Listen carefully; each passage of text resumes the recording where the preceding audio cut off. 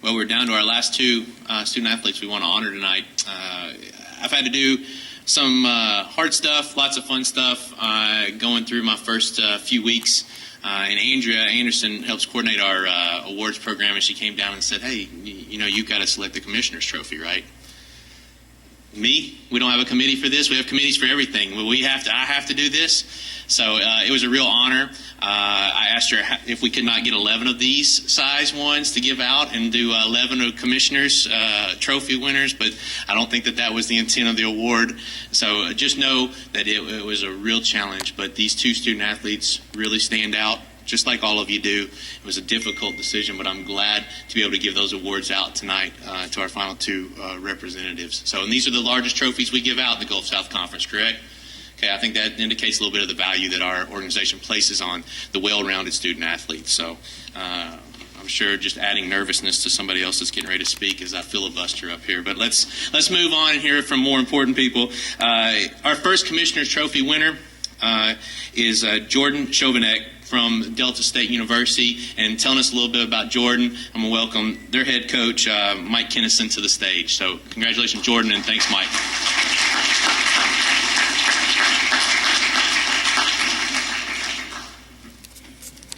Thank you very much. I assure you that I speak for every coach here tonight when I tell you it's an honor for us to be here. And to the leadership of the Gulf South Conference, thank you for including us. We know that's a move you made 2 years ago, and these student-athlete relationships with coaches run pretty deep, particularly when you've had them in your program for 5 years, as I have Jordan, or whether it's 1 year or 2 years. And it means a lot for us to be here and share in that. I certainly want to congratulate all the inductees. That was last night. All the honorees and all these finalists tonight. You are the reason we do what we do as coaches.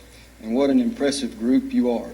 And we certainly wish you the very best. And side note to Drew and Mitch, I wish you the very best as you move on to bigger and better things. I was sitting there and counting in my mind, and I think in the last 4 years, I believe I've played you guys about 40 times collectively. And you're great guys and great competitors, and we enjoyed it, but I wish you the best.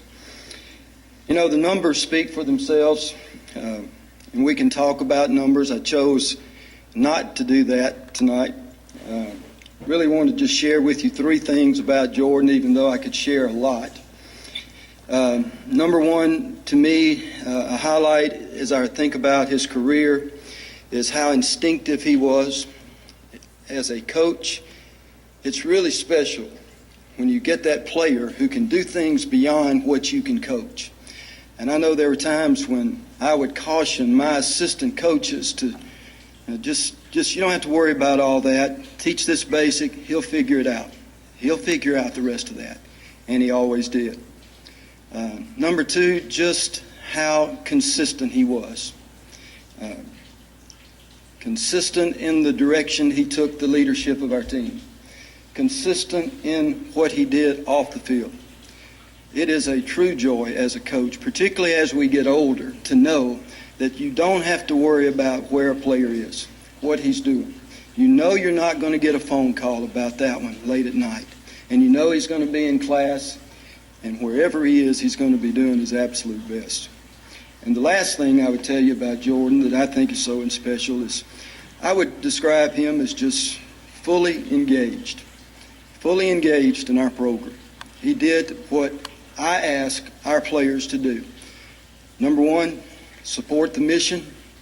Number 2, believe and support your teammates. Number 3, believe and support your coaches. I think he did a great job of that. It was a pleasure to have him in our program for 5 years, and a pleasure to have his accomplishments on the field in 4 years, and excited for him and so thankful for Delta State. We're proud of both our honorees tonight. We really are. We think they're both fine. In this regard, Jordan, congratulations.